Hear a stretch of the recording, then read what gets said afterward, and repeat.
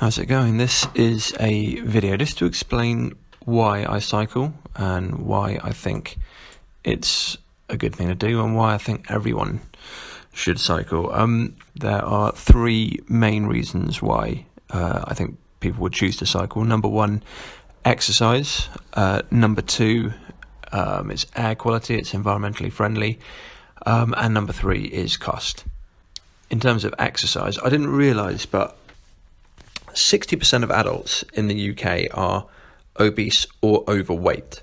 Yeah, I think that's a pretty good case for cycling in terms of exercise. Apparently, an hour of cycling burns 600 to 900 calories. So if, like me, you're cycling every day for about an hour, you're burning that many calories, and it's not that difficult. It's just, you're doing it on your commute, and you're not sitting in a tube carriage inhaling other people's body odour. One thing that's happened to me since I started cycling is I now viscerally hate the tube. I don't understand why an able-bodied person would choose to use the tube rather than cycle. It makes you unhappy. That was the thing I noticed when I began commuting. I was getting to work feeling happier because the tube is not a happy place, is it, people? So yeah, exercise. It's such a convenient way of getting your exercise done on your commute rather than taking the tube back home or driving back home and then going to a spin class. The second reason is air quality. London has some of the worst air quality in the world. I think we're only just, as a society, realising how bad pollution is for us. But I know that in the UK there are 40,000 early deaths from lung and heart disease caused by pollution, and pollution's also being linked to other things like miscarriages and teenage psychosis. London has illegal levels of air pollution. Obviously, the fact that it's illegal isn't going to make any difference to what happens. People are still going to drive their 4x4s and their trucks and whatever without giving a shit.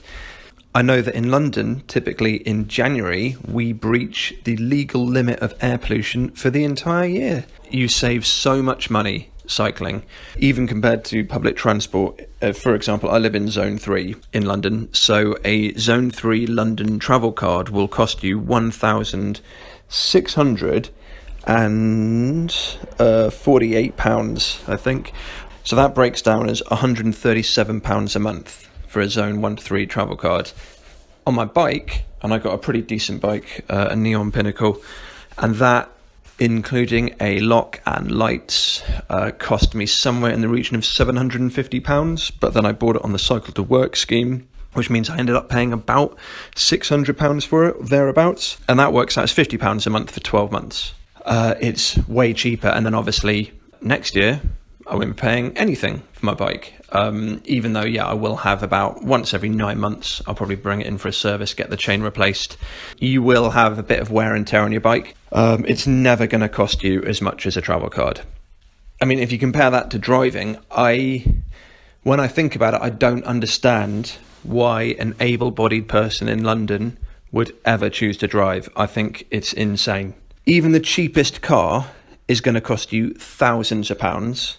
Then you've got fuel costs, MOT, insurance, the hassle of parking, you've got congestion charge, you've got just so much to think about. Very silly. So that is why I cycle. I cycle because I want to save money. The exercise is good. The fact that I'm not adding to pollution is nice as well. But it's such a huge money saver. And also you've got the added benefits, like I get to see a lot more of London. Occasionally on my way into work I'm going past Buckingham Palace. There are much worse sights to see on your way to work. It certainly beats staring into someone's armpit on the tube. Like I said, there's this really interesting article. Reading that is actually kind of makes you feel a bit angry that we're not doing more for cycling in this country. It's such a massively important thing. The air quality in London is so bad. The health benefits of cycling are not being talked about as much as they should. We have an obesity crisis in children as well. We're not doing enough to promote cycling. It should become a massive talking point. I don't think it will at least not for the next few years, not with the current government and the current state of nonsense. Right, so